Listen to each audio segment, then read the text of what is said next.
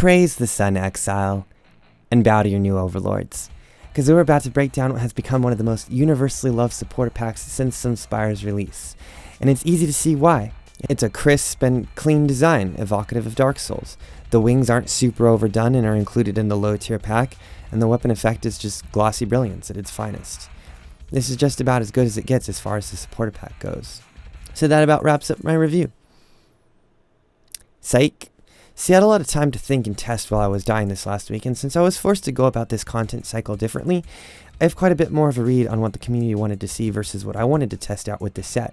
Just going off the thread I hosted, we saw things like the Alabaster Seraph, Soulstealer, everything Arctic in like 15 different setups, Zenith, and Crucible 2.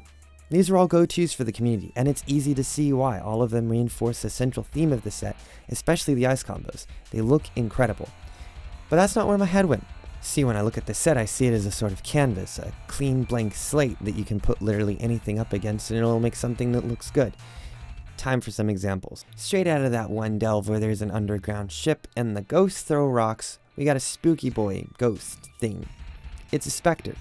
We used the terribly misnamed Ghost Flame backpack, which is actually just a mangled corpse on a wheel, and pair it up with the newer Corsair and Spectre gear, and we actually make something pretty interesting. Spectre Aura is overpowering as always, but Imp Haste always works nicely if you want an aura. You can flip around whatever you have left lying around from that mystery box, and generally it will all come together into a pretty cohesive theme. Slightly morbid, but cohesive nonetheless.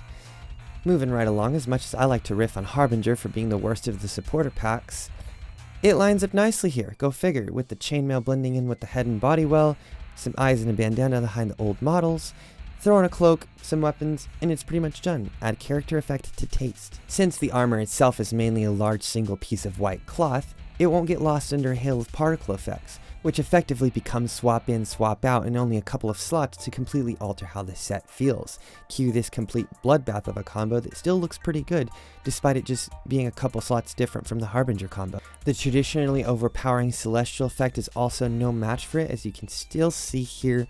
The armor is still discernible under it and a multitude of other effects, phasing not included. Of course, what kind of video would this be if we didn't try to make this into another Tyrael cosplay because you know you want to? Results may vary. Pretty decent this time around actually, although I still think Empyrean is the best go-to setup for that. This is a respectable alternative at a fraction of the cost. That's always nice.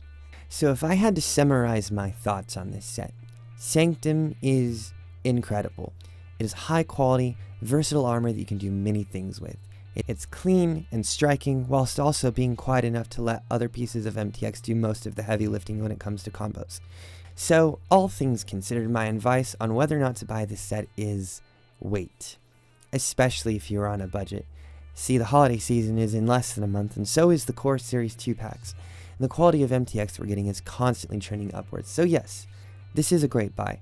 But just remember to buy responsibly. Don't get caught up in the hype too much.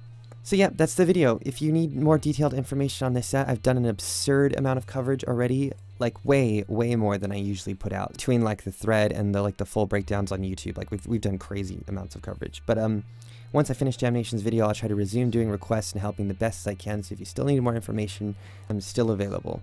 Some closing words real quick.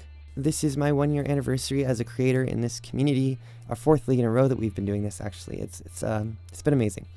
You guys are the best. We still got about 6 days left on our anniversary giveaway. It's Breachlord themed. It's in the description. And if you want more of me, you can always find me on YouTube. And soon Twitch.